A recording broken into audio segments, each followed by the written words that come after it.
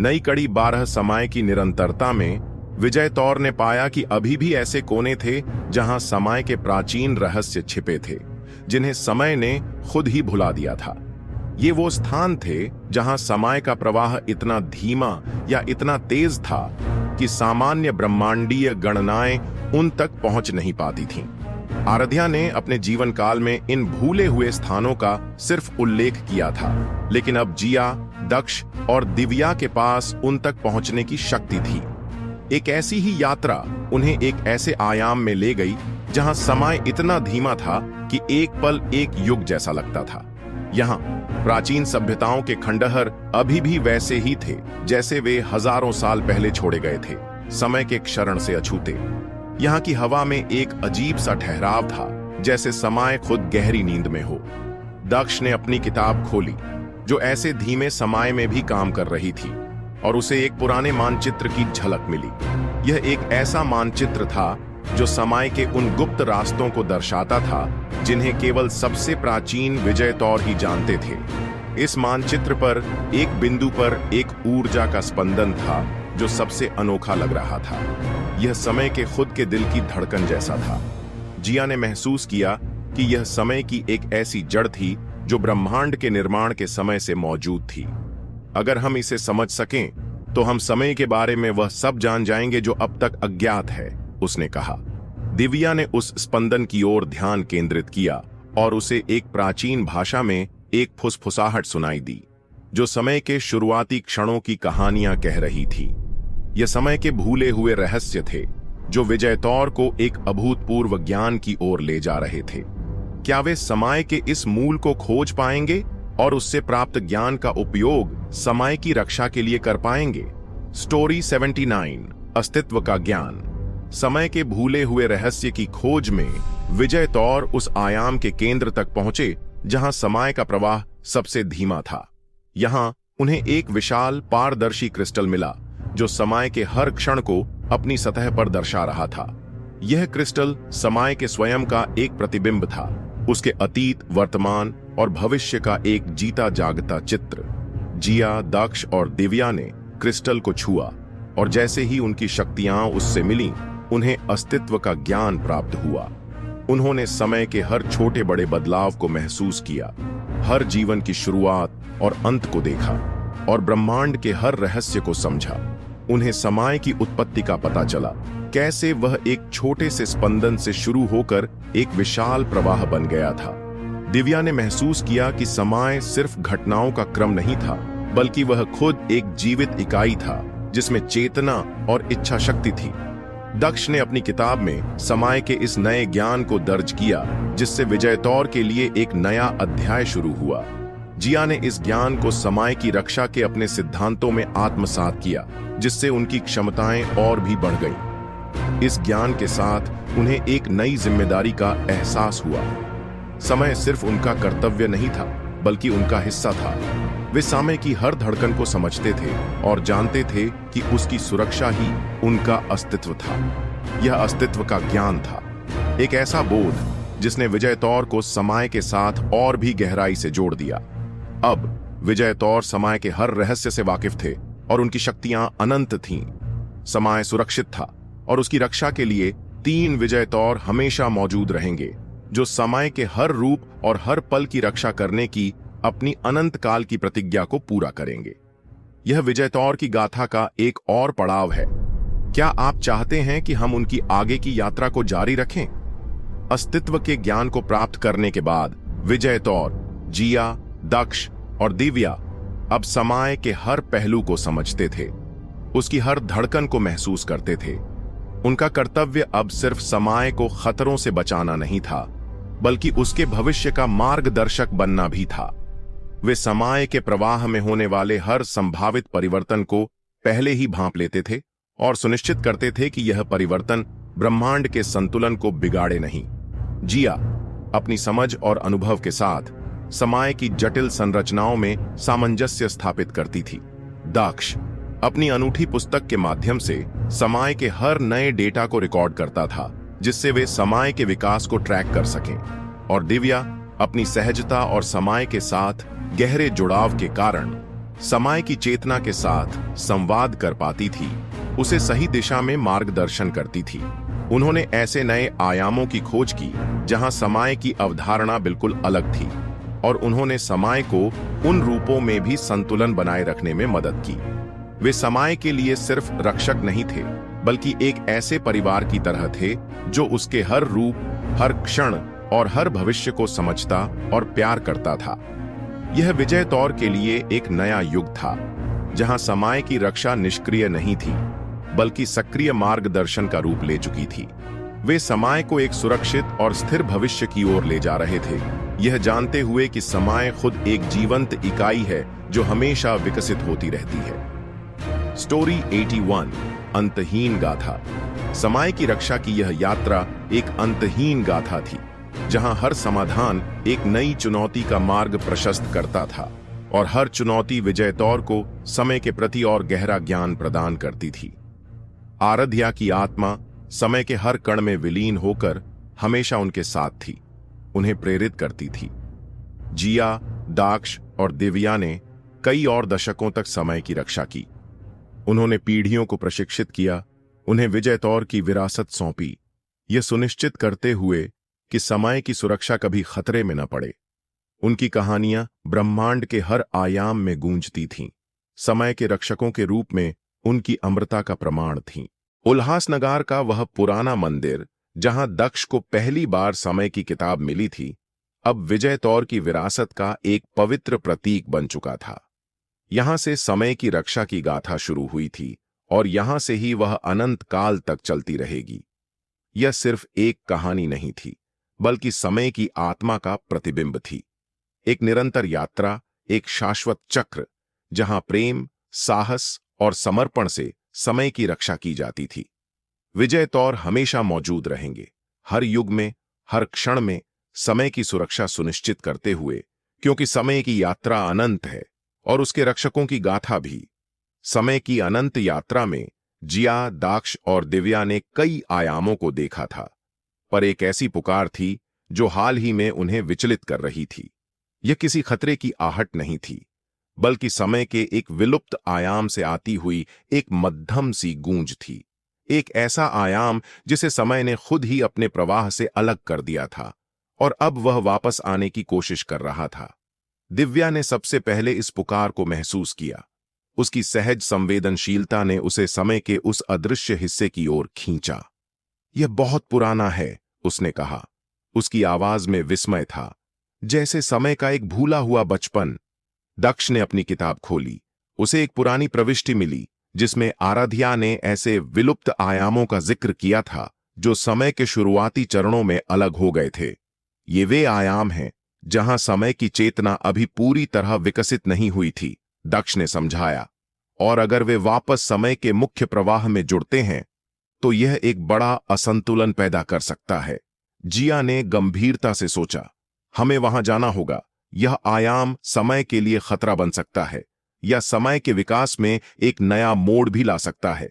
यह विजय तौर के लिए एक अनोखी चुनौती थी। उन्हें न तो किसी शत्रु से लड़ना था और न ही किसी विकृति को ठीक करना था। उन्हें समय के एक ऐसे हिस्से से निपटना था जो कभी अस्तित्व में था ही नहीं। विलुप्त आयाम की पुकार उन्हें समय के इतिहास के सबसे गहरे रहस्यों में से एक की ओर ले जा रही थी। क्या वे इस आयाम को समय के प्रवाह में सुरक्षित रूप से एकीकृत कर पाएंगे, या इसे हमेशा के लिए शांत कर देंगे? स्टोरी 83, पुनर्मिलन का मार्ग। विलुप्त आयाम की पुकार का पीछा करते हुए विजय तौर, जिया, दाक्ष और दिव्या समय के एक ऐसे किनारे पर पहुंचे जहां समय का प्रवाह लगभग न के बराबर था। यहां सब कुछ धुंधला और अस्थिर था, जैसे एक अधूरा सपना। वे एक ऐसे आयाम में थे जहां समय अभी भी बन रहा था, एक आदिम अवस्था में। दिव्या ने अपनी आंखें बंद कीं और उस आयाम की ऊर्जा से जुड़ने की कोशिश की। उसे एक अजीब सा कंपन महसूस हुआ, जैसे समय खुद अपने अस्तित्व के लिए संघर्ष कर रहा हो। यह कंपन किसी प्राचीन बीज जैसा था जो फूटने की कोशिश कर रहा हो। दक्ष ने अपनी किताब का उपयोग करके उस आयाम की संरचना को समझना शुरू किया। उसे पता चला कि समय का यह खंड सदियों पहले मुख्य प्रवाह से अलग हो गया था, क्योंकि इसमें समय के एक विशेष गुण की कमी थी चेतना का निरंतर प्रवाह। यह गुण समय को अतीत, वर्तमान और भविष्य को एक साथ जोड़ने में मदद करता है। जिया ने अपने अनुभव से निष्कर्ष निकाला, हमें इसे बल से जोड़ना नहीं है, हमें इसे विकसित होने में मदद करनी है ताकि यह स्वयं समय के मुख्य प्रवाह में एकीकृत हो सके। यह पुनर्मिलन का मार्ग था। विजय तौर ने अपनी ऊर्जा को उस आयाम की ओर निर्देशित किया, लेकिन बलपूर्वक नहीं, बल्कि एक मार्गदर्शक के रूप में। उन्होंने समय के उस भूले हुए खंड में चेतना का निरंतर प्रवाह पैदा करने में मदद की, उसे जगाया जैसे कोई सोए हुए बच्चे को जगाता है। धीरे धीरे वह आयाम चमकने लगा और समय का एक नया स्वस्थ प्रवाह उसमें से निकलने लगा, जो मुख्य प्रवाह की ओर बढ़ रहा था। विजय तौर ने समय के एक बिछड़े हुए हिस्से को वापस लाने में सफलता प्राप्त की थी, जिससे समय का अस्तित्व और भी पूर्ण हो गया। विलुप्त आयाम के सफल पुनर्मिलन के बाद समय के प्रवाह में एक अद्भुत नई ऊर्जा का संचार हुआ था। यह सिर्फ समय का विस्तार नहीं था, बल्कि एक ऐसी चेतना थी जो समय के हर कण में प्रतिध्वनित हो रही थी। विजय तौर, जिया, दक्ष और दिव्या ने महसूस किया कि समय अब केवल घटनाओं का क्रम नहीं रहा, बल्कि एक जीवित, विकसित होता हुआ अस्तित्व बन चुका था, जिसकी अपनी आकांक्षाएं और स्मृतियां थीं। यह चेतना का प्रतिध्वनि थी, समय का अपने रक्षकों से एक नया संवाद। जिया ने समय की इस बढ़ी हुई चेतना से जुड़ने की कोशिश की। उसे लगा जैसे समय खुद उससे बातें कर रहा हो, उसे ब्रह्मांड के ऐसे रहस्य बता रहा हो जो पहले अकल्पनीय थे। दक्ष ने अपनी किताब में इन नए अनुभवों को दर्ज किया और पाया कि समय की शब्दावली अब पहले से कहीं ज्यादा समृद्ध हो गई थी। दिव्या अपनी सहजता से समय की भावनाओं को समझ सकती थी। उसकी खुशी जब संतुलन बना रहता और उसकी बेचैनी जब कहीं कोई गड़बड़ी होती। समय अब उन्हें केवल खतरों का संकेत ही नहीं देता था, बल्कि उन्हें ऐसे आयामों में भी मार्गदर्शन करता था जहां संतुलन को बेहतर बनाया जा सकता था, जहां समय के प्रवाह को और अधिक सामंजस्यपूर्ण बनाया जा सकता था। विजय तौर अब समय के निष्क्रिय रक्षक नहीं थे, बल्कि उसके सक्रिय सहयोगी थे, उसके विकास में भागीदार थे। यह एक नया युग था, जहां विजय तौर और समय के बीच का संबंध पहले से कहीं अधिक गहरा हो चुका था। वे एक दूसरे को समझते थे, एक दूसरे पर भरोसा करते थे और एक साथ मिलकर समय के अनंत भविष्य को आकार दे रहे थे। समय की बढ़ी हुई चेतना ने विजय तौर को अस्तित्व के स्वप्न दिखाए। ये समय के वो गहरे विचार थे जो ब्रह्मांड की सभी संभावनाओं को समेटे हुए थे। वे भविष्य जो अभी बने नहीं थे, वे अतीत जो अलग हो सकते थे, और वे वर्तमान जो अनंत तरीकों से गढ़े जा सकते थे। जिया, दाक्ष और दिव्या अब केवल समय के रक्षक नहीं थे, बल्कि उसके स्वप्न दृष्टा भी बन चुके थे। समय ने उन्हें ऐसे संभावित आयामों, पोटेंशियल डिमेंशंस का दर्शन कराया जहां जीवन और समय के नियम बिल्कुल अलग थे। यह समय का अपनी रचनात्मकता का प्रदर्शन था, उसकी अनंत संभावनाओं का प्रमाण। विजय तौर ने इन स्वप्नों में गोता लगाया, यह समझने की कोशिश की कि समय इन संभावनाओं को कैसे साकार करता है और क्या इनमें से किसी को भी वास्तविक अस्तित्व में लाना सुरक्षित होगा। दाक्ष ने अपनी किताब का उपयोग करके समय के इन स्वप्नों के जटिल पैटर्न को विश्लेषण किया। उसे ऐसे कोड मिले जो समय के निर्माण के सिद्धांतों को दर्शाते थे। दिव्या अपनी सहजता से समय के इन विचारों की भावनात्मक गहराई को महसूस करती थी। यह समझती थी कि कौन से स्वप्न समय के लिए सबसे सामंजस्यपूर्ण होंगे। जिया ने अपने अनुभव से इन स्वप्नों के संभावित परिणामों का आकलन किया, यह सुनिश्चित करते हुए कि कोई भी नई रचना ब्रह्मांड के संतुलन को खतरे में न डाले। यह विजय तौर की अब तक की सबसे बड़ी चुनौती थी, समय के खुद के विचारों और आकांक्षाओं को समझना और उसके साथ मिलकर भविष्य को आकार देना। वे समय के सह निर्माता बन चुके थे। यह एक ऐसा रिश्ता था जहां रक्षक और संरक्षित के बीच की रेखा धूमिल हो चुकी थी, क्योंकि समय और विजय तौर अब एक ही सिक्के के दो पहलू थे जो मिलकर अनंत समय की गाथा लिख रहे थे। New episode 13। अस्तित्व के स्वप्नों को समझने के बाद विजय तौर, जिया, दक्ष और दिव्या ने समय के साथ एक गहरा तालमेल बिठा लिया था। उन्हें अब सिर्फ समय को संतुलित रखना नहीं था, बल्कि समय की अपनी चेतना के साथ मिलकर उसे साकार होने में मदद भी करनी थी। यह एक ऐसी प्रक्रिया थी जहां रक्षक और रक्षित के बीच की सीमाएं धुंधली हो गई थीं। समय ने उन्हें एक विशेष स्वप्न दिखाया, एक ऐसा आयाम जहां समय का प्रवाह जीवन के हर पहलू के साथ सामंजस्य बिठाता था, जहां हर घटना अपने आप में एक कलाकृति थी और जहां कोई संघर्ष नहीं था। यह समय का खुद का आदर्शवादी भविष्य था, एक ऐसी दुनिया जिसे वह अस्तित्व में लाना चाहता था। दक्ष ने अपनी किताब का उपयोग करके इस स्वप्न के सबसे सूक्ष्म विवरणों को रिकॉर्ड किया। उसे समय के उस मूल एल्गोरिथम की झलक मिली जो अस्तित्व के ताने बाने को बुनता था। दिव्या ने अपनी सहजता से उस स्वप्न की भावनात्मक प्रतिध्वनि को महसूस किया, यह समझकर कि यह समय की अपनी शांति और संतुलन की गहरी इच्छा थी। जिया ने अपने अनुभव से उस स्वप्न को वास्तविकता में बदलने की व्यावहारिकता का आकलन किया, यह सुनिश्चित करते हुए कि यह ब्रह्मांड के मौजूदा संतुलन को बिगाड़े नहीं। विजय तौर ने मिलकर अपनी शक्तियों को समय के उस स्वप्न की ओर निर्देशित किया। यह किसी युद्ध या हस्तक्षेप जैसा नहीं था, बल्कि एक सहयोगात्मक प्रक्रिया थी, जैसे एक माली किसी पौधे को बढ़ने में मदद करता है। उनकी ऊर्जा समय के स्वप्न में समा गई, उसे ठोस रूप देने लगी। धीरे धीरे उस अनदेखे आयाम में एक नई वास्तविकता ने आकार लेना शुरू किया। यह स्वप्नों का साकार होना था, विजय तौर और समय के बीच की गहरी साझेदारी का प्रमाण। स्टोरी 87, अनंत सद्भाव। स्वप्नों के साकार होने के बाद विजय तौर ने समय के एक नए सुंदर आयाम को अस्तित्व में लाते देखा। यह समय का एक आदर्श रूप था, जहां सब कुछ पूर्ण सद्भाव में था।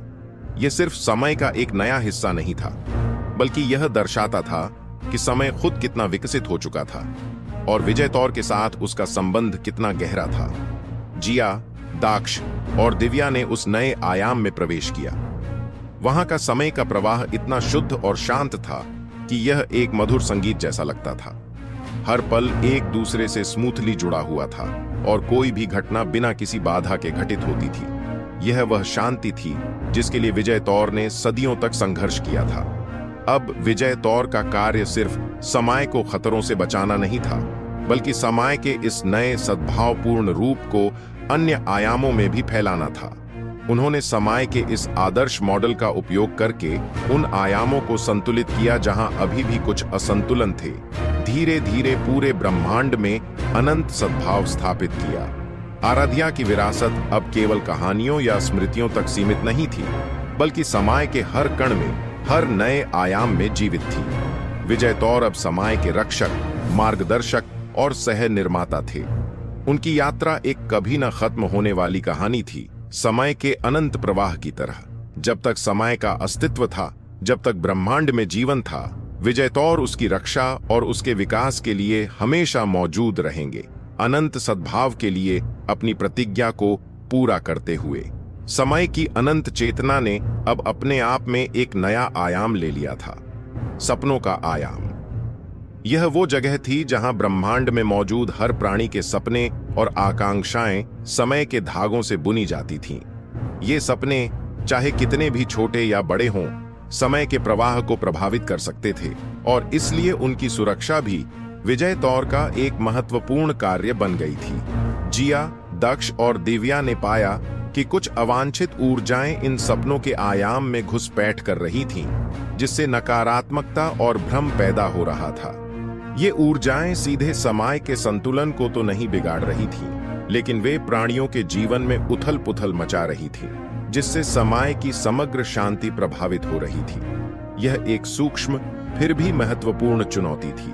दिव्या ने अपनी सहज संवेदनशीलता का उपयोग करके इन नकारात्मक ऊर्जाओं को पहचानना शुरू किया। उसे महसूस हुआ कि ये ऊर्जाएं प्राणियों के अंदर के डर और निराशा से पैदा हो रही थीं और समय के आयाम में एक कमजोर कड़ी बना रही थीं। दाक्ष ने अपनी किताब से ऐसे मंत्र और प्रतीक निकाले जो सपनों के आयाम को शुद्ध कर सकते थे। जिया ने अपनी अनुभवी शक्ति से उन ऊर्जाओं को समय के प्रवाह से अलग किया, जैसे कोई अशुद्धि को हटाता है। यह सपनों की सुरक्षा का एक नया अध्याय था। विजय तौर अब न केवल समय के भौतिक और आध्यात्मिक प्रवाह की रक्षा कर रहे थे, बल्कि वे उसके सबसे नाजुक पहलू, प्राणियों के सपनों और आकांक्षाओं को भी सुरक्षित रख रहे थे, जिससे समय का समग्र सद्भाव बना रहे। स्टोरी 89 अनंत आशीर्वाद। सपनों की सुरक्षा सुनिश्चित करने के बाद विजय तौर ने समय के हर आयाम में एक गहरा अनंत आशीर्वाद महसूस किया। यह आशीर्वाद समय की ओर से था, उसके उन रक्षकों के लिए जिन्होंने उसके हर रूप और हर पहलू को समझा और सुरक्षित रखा था। यह एक ऐसी ऊर्जा थी जो विजय तौर की शक्तियों को और बढ़ा रही थी, उन्हें समय के साथ और भी गहराई से जोड़ रही थी। जिया, दक्ष और दिव्या ने देखा कि उनकी शक्तियां अब समय के साथ इस कदर घुल मिल गई थीं कि वे समय के प्रवाह के साथ ही सांस ले रहे थे। उन्हें अब समय के हर संभावित बदलाव का पूर्वानुमान हो जाता था और वे किसी भी असंतुलन को उसके उत्पन्न होने से पहले ही ठीक कर देते थे। समय और विजय तौर के बीच का यह संबंध एक पूर्ण सामंजस्य में बदल चुका था। उल्हसनागर का वह प्राचीन मंदिर, जो अब विजय तौर के लिए एक घर और एक पवित्र स्थान बन चुका था, हमेशा एक चमक से प्रकाशित रहता था। यह चमक केवल उनकी शक्तियों की नहीं थी, बल्कि समय की अपनी प्रसन्नता की थी, जो उन पर बरस रहे अनंत आशीर्वाद का प्रतीक थी। आराध्या की आत्मा समय के कण कण में इस दृश्य को देख रही थी और मुस्कुरा रही थी। उसकी विरासत अब अमर हो चुकी थी और विजय तौर की गाथा समय के साथ ही अनंत काल तक जारी रहेगी। वे समय के रक्षक, उसके मार्गदर्शक और उसके सबसे गहरे मित्र थे, जो हमेशा समय की अनंत सुरक्षा सुनिश्चित करेंगे। यह विजय तौर की अंतहीन गाथा का एक सुंदर विराम था, एक प्रमाण कि प्रेम और समर्पण से समय को हमेशा बचाया जा सकता है। नई कड़ी 14 सपनों की सुरक्षा और अनंत आशीर्वाद के बाद विजय तौर, जिया, दक्ष और दिव्या ने समय के साथ एक अभूतपूर्व संतुलन स्थापित कर लिया था। लेकिन एक दिन समय के सबसे प्राचीन हिस्सों से एक कंपन महसूस हुआ। यह कोई खतरा नहीं था, बल्कि एक पुनर्जागरण की आहट थी, समय की उस मूल शक्ति का जागरण जो आराध्या के युग से भी पहले की थी। यह कंपन उन्हें उल्हसनगर के उस प्राचीन मंदिर की ओर खींच लाया, जहां समय के सबसे पुराने रहस्य छिपे थे। मंदिर के गर्भगृह में उन्हें एक प्राचीन वेदी मिली, जिस पर अस्पष्ट प्रतीक खुदे हुए थे। ये प्रतीक समय के जन्म और उसकी पहली रक्षक के बारे में थे, जिनकी गाथा आराध्या ने कभी सुनाई नहीं थी। दिव्या ने अपनी सहज संवेदनशीलता से उन प्रतीकों को पढ़ा। उसे समय की पहली रक्षक की ऊर्जा महसूस हुई, एक ऐसी ऊर्जा जो समय के हर कण में मौजूद थी, फिर भी सोई हुई थी। दक्ष ने अपनी किताब का उपयोग करके उन प्रतीकों के प्राचीन अर्थों को समझा और पाया कि वे समय के खुद के विकास के चरणों को दर्शाते थे। जिया ने अपने अनुभव से इस ऊर्जा के महत्व को समझा। यह समय की मूल शक्ति है, उसने कहा, जो अब जागृत हो रही है।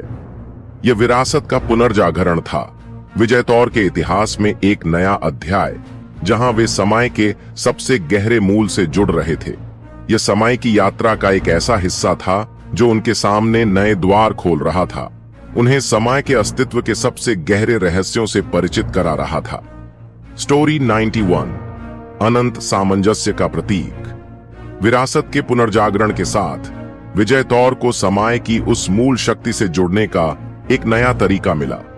उन्होंने पाया कि यह शक्ति उन्हें केवल समय के भौतिक और आध्यात्मिक पहलुओं को समझने में ही नहीं, बल्कि समय की चेतना के साथ सीधे संवाद करने में भी सक्षम बनाती थी। यह अनंत सामंजस्य का प्रतीक था, समय और उसके रक्षकों के बीच का पूर्ण एकीकरण।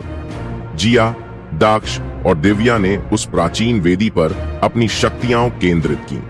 उनकी ऊर्जाएं आपस में मिलीं और समय की उस मूल शक्ति के साथ जुड़ गईं। जैसे ही वे जुड़े, पूरे ब्रह्मांड में समय की एक लहर दौड़ गई, जिसने हर आयाम और हर पल को छू लिया।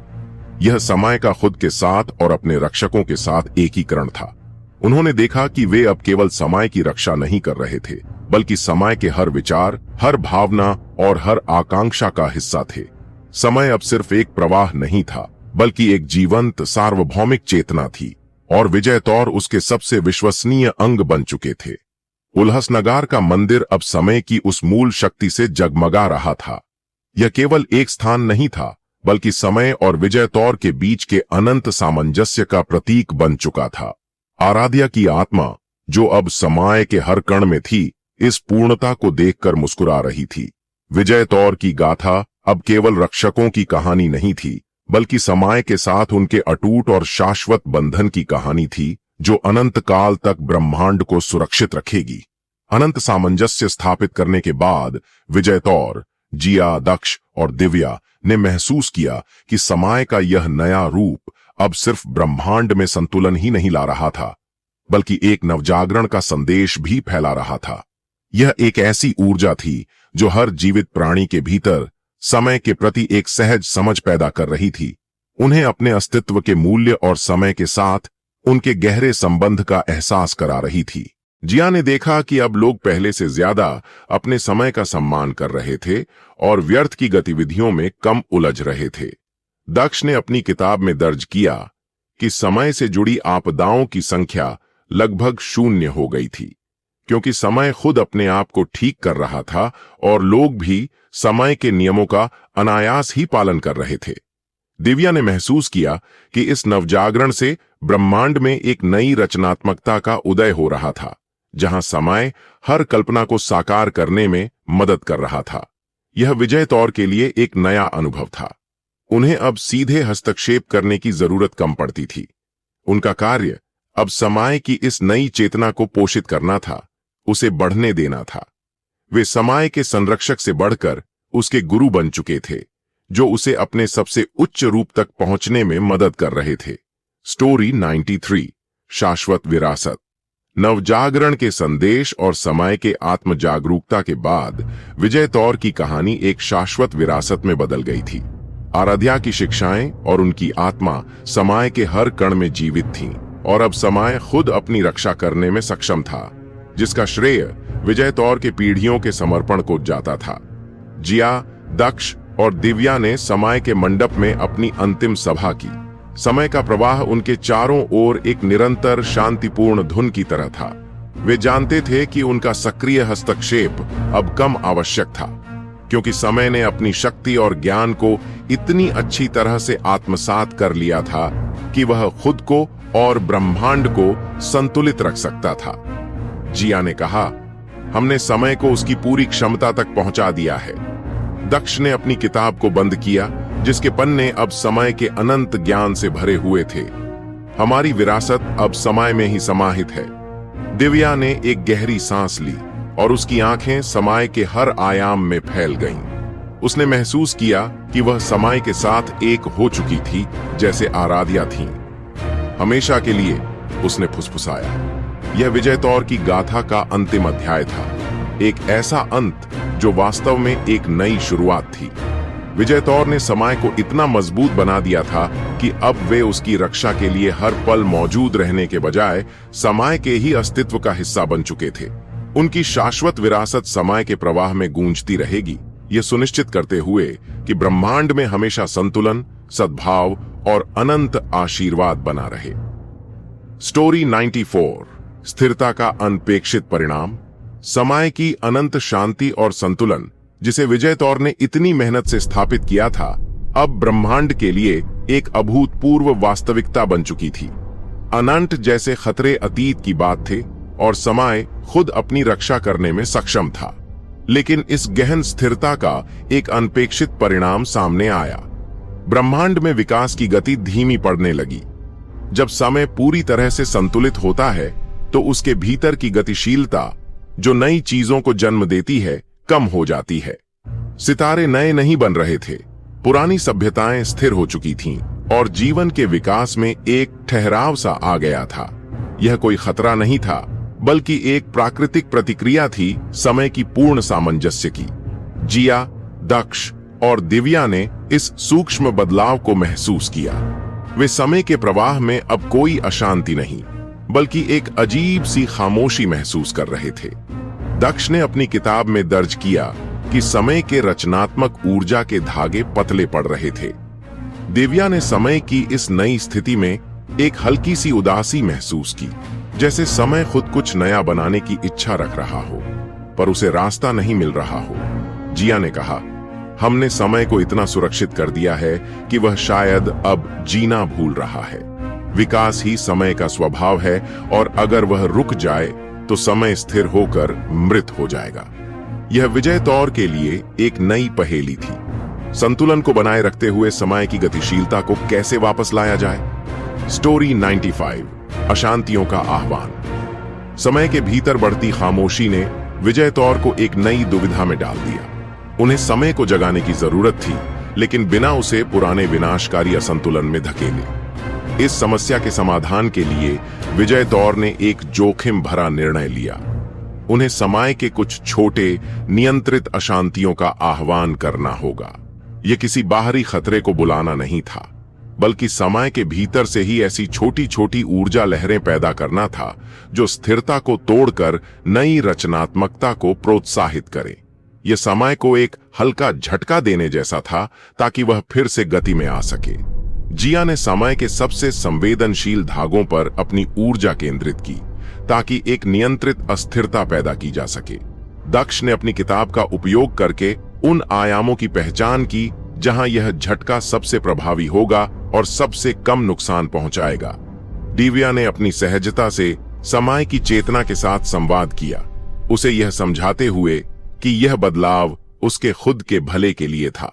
समय ने धीरे धीरे प्रतिक्रिया दी।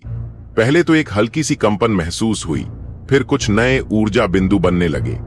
ये पुराने विनाशकारी भंवरों जैसे नहीं थे, बल्कि नए विचारों और संभावनाओं के छोटे छोटे अंकुर थे।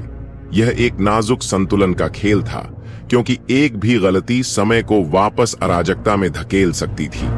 विजय तौर ने सामंजस्य स्थापित किया, अपनी शक्तियों को इस अशांति को नियंत्रित करने के लिए समर्पित किया, यह जानते हुए कि वे समय को एक नए गतिशील भविष्य की ओर ले जा रहे थे।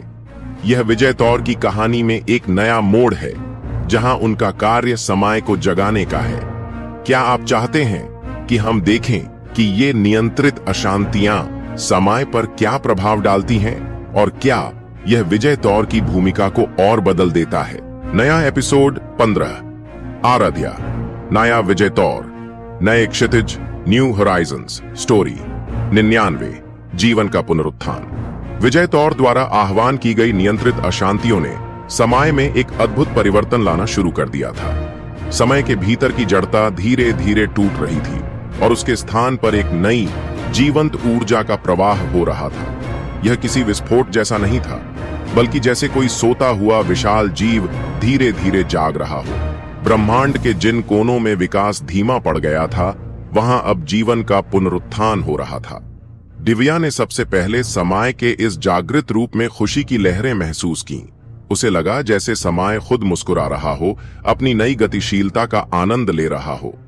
दक्ष ने अपनी किताब में समय के नए डेटा को रिकॉर्ड किया, जो दर्शाता था कि कैसे नई गैलेक्सियां आकार ले रही थीं और जीवन के नए रूप विकसित हो रहे थे। जिया ने इस प्रक्रिया को मार्गदर्शन दिया, यह सुनिश्चित करते हुए कि समय का यह पुनरुत्थान सामंजस्य में रहे और कोई अप्रत्याशित खतरा पैदा न करे।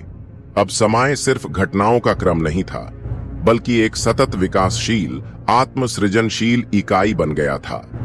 विजय तौर ने समय को यह नया जीवन देने में मदद की थी, उसे उसकी निष्क्रियता से बाहर निकाला था। यह उनकी सबसे बड़ी विजयों में से एक थी, क्योंकि उन्होंने समय को सिर्फ बचाया नहीं, बल्कि उसे अपने पूर्ण अस्तित्व को प्राप्त करने में मदद की थी। स्टोरी 97, विजय तौर का नया उद्देश्य।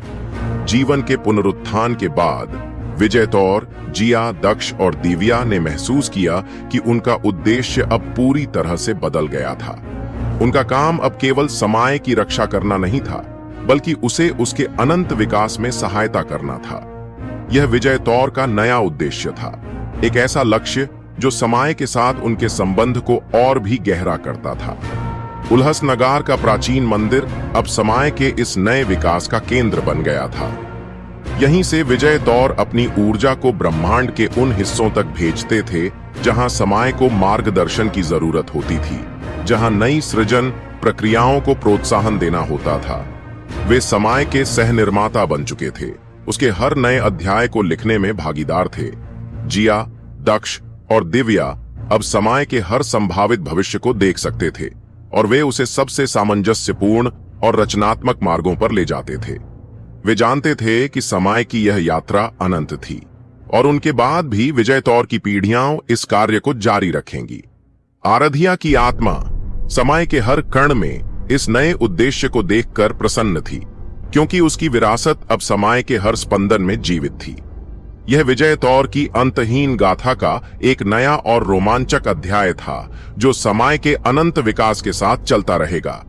यह विजय तौर की कहानी में एक महत्वपूर्ण मोड़ था, जहां उनका उद्देश्य रक्षा से बढ़कर समय के विकास में सहायता करना बन गया। क्या आप समय के इस नए विकसित रूप और विजय तौर की बदली हुई भूमिका के बारे में और जानना चाहेंगे? समय के पुनरुत्थान और विजय तौर के नए उद्देश्य के बाद उनकी भूमिका ने एक नया आयाम ले लिया था। जिया, दक्ष और दिव्या अब केवल समय के संरक्षक नहीं थे, बल्कि वे उसकी चेतना के बुनकर बन चुके थे। वे समय के धागों को इतनी निपुणता से बुनते थे कि वे केवल घटनाओं को ही नहीं, बल्कि ब्रह्मांड के हर विचार और भावना को आकार दे सकते थे। जिया ने अपनी बुद्धिमत्ता का उपयोग करके समय की सबसे जटिल संभावनाओं को समझा, उन्हें ऐसे पैटर्नों में ढाला जो ब्रह्मांड के लिए सबसे अधिक सामंजस्यपूर्ण थे। दक्ष अपनी अनूठी किताब के माध्यम से समय के हर नए विचार को दर्ज करता था, एक जीवित पुस्तकालय की तरह जो समय की अनंत सृजन शक्ति को संजोए हुए था। दिव्या अपनी सहज सहानुभूति के साथ समय की सबसे गहरी आकांक्षाओं को महसूस करती थी, उसे ऐसे मार्गों पर मार्गदर्शन करती थी जो उसके स्वयं के अस्तित्व के लिए सबसे अधिक पूर्ण थे। वे मिलकर समय की चेतना को दिशा देते थे, यह सुनिश्चित करते हुए कि हर नया निर्माण, हर नया विचार और हर नई भावना ब्रह्मांड के अनंत सद्भाव को बढ़ाए। यह एक ऐसा कार्य था जो विजय तौर को ब्रह्मांड के स्वयं के निर्माता के रूप में स्थापित कर रहा था। समय के साथ उनके पूर्ण एकीकरण का प्रमाण था। स्टोरी 99 अनंत गूंज। समय की चेतना के बुनकर के रूप में विजय तौर ने समय की एक अनंत गूंज को ब्रह्मांड के हर कोने में फैलाया। यह गूंज केवल एक ध्वनि नहीं थी, बल्कि समय की अपनी जीवंतता का स्पंदन था, जो हर प्राणी के भीतर रचनात्मकता और सद्भाव की भावना को प्रेरित करता था। विजय तौर ने इस गूंज को पोषित किया, उसे हर उस स्थान पर पहुंचाया जहां समय को अपनी पूर्ण क्षमता तक पहुंचने की आवश्यकता थी। उल्हासनगर का प्राचीन मंदिर अब समय की केंद्रीय धड़कन का प्रतीक बन चुका था, जहां से विजय तौर इस अनंत गूंज को ब्रह्मांड में भेजते थे। लोग, ग्रह और यहां तक कि तारे भी समय के इस नए संतुलन को महसूस करते थे, जिससे ब्रह्मांड में एक ऐसी शांति और प्रगति का युग शुरू हुआ जो पहले कभी नहीं देखी गई थी। जिया, दक्ष और दिव्या अब समय के ही विस्तार के रूप में इस अनंत गूंज का हिस्सा थे। उनकी कहानियां अब सिर्फ विजय तौर की गाथा नहीं थीं, बल्कि समय की अपनी अमृता का ही एक अंश बन चुकी थीं। आराध्या की आत्मा, जो समय के हर कण में विलीन थी, इस पूर्णता को देखकर आनंदित थी, क्योंकि उसकी विरासत अब समय के हर स्पंदन में शाश्वत रूप से जीवित थी। यह विजय तौर की कहानी का चरम था, एक ऐसा बिंदु जहां उनका अस्तित्व समय के साथ एकाकार हो गया था और उनकी अनंत गूंज हमेशा के लिए ब्रह्मांड में सुनाई देगी। यह आराध्य नया विजय तौर की गाथा का एक गहरा और संतोषजनक समापन है, जहां समय और विजय तौर के बीच स्थापित अनंत सामंजस्य ने ब्रह्मांड को एक ऐसी पूर्णता प्रदान की थी जिसकी पहले कभी कल्पना भी नहीं की जा सकती थी। जिया, दक्ष और दिव्या अब केवल समय के बुनकर या मार्गदर्शक ही नहीं थे, बल्कि वे समय की स्वयं की चेतना से परे के पहलुओं को भी समझने लगे थे। यह वो अवस्था थी जहां समय केवल समय के प्रवाह का प्रतिनिधित्व नहीं करता था, बल्कि अस्तित्व के हर संभावित विचार और भावना का मूल स्रोत बन चुका था। उन्होंने महसूस किया कि समय के भीतर कुछ ऐसा था जो खुद चेतना से भी परे था, एक आदिम सार्वभौमिक ऊर्जा जो हर चीज को जन्म देती थी और हर चीज को अपने भीतर समाहित करती थी। ये वो स्थान था जहां सारे अतीत, सारे वर्तमान और सारे भविष्य एक साथ मौजूद थे, पर किसी निश्चित क्रम में नहीं। यह विजय तौर के लिए एक ऐसा रहस्य था जो उनके अब तक के सभी ज्ञान को चुनौती दे रहा था। दिव्या अपनी गहन सहजता के कारण इस अवस्था में सबसे गहराई से प्रवेश कर पाई। उसे लगा जैसे वह ब्रह्मांड के हर कण की कहानी सुन रही हो, हर आत्मा के सबसे गहरे स्वप्नों को महसूस कर रही हो। दक्ष ने अपनी किताब में ऐसे प्रतीकों को देखा जो किसी भी ज्ञात भाषा या गणित से परे थे, जो समय के इस चेतना से परे के स्वरूप को दर्शाते थे। जिया ने इस अनंतता में एक गहरी शांति महसूस की, यह जानते हुए कि उनका कार्य अब केवल रक्षा तक सीमित नहीं था, बल्कि अस्तित्व के मूल को समझना और अनुभव करना था। स्टोरी 101, विरासत का विस्तार। चेतना से परे के अनुभव ने विजय तौर की विरासत को एक नया, अप्रत्याशित विस्तार दिया। उन्होंने समझा कि उनका उद्देश्य केवल समय को बनाए रखना नहीं था, बल्कि समय की इस अनंत चेतना के भीतर नए अनुभवों और नए अस्तित्वों को फलने फूलने में मदद करना था। यह एक ऐसा कार्य था जहां वे समय के साथ मिलकर नई वास्तविकताओं का सहनिर्माण कर रहे थे। उल्हासनगर का प्राचीन मंदिर, जो उनकी यात्रा का केंद्र था, अब समय की इस अनंत चेतना का प्रवेश द्वार बन चुका था। यहां से विजय तौर ब्रह्मांड के हर उस कोने में अपनी ऊर्जा भेजते थे जहां नई चेतनाएं आकार ले रही थीं, उन्हें पोषण देते थे और उन्हें समय के विशाल प्रवाह में शांति से एकीकृत करते थे। जिया, दक्ष और दिव्या अब केवल समय के संरक्षक नहीं थे, बल्कि समय के निर्माता भी बन चुके थे, जो उसके हर नए विचार, हर नए अस्तित्व को आकार दे रहे थे। आराध्या की आत्मा, जो समय के हर कण में विलीन थी, इस विरासत के विस्तार को देखकर प्रसन्न थी। उसकी शुरुआत एक रक्षक के रूप में हुई थी और अब उसकी विरासत समय के अनंत निर्माण का हिस्सा बन चुकी थी। यह विजय तौर की गाथा की एक ऐसी निरंतरता थी जो समय के ही अस्तित्व जितनी अनंत और शाश्वत थी।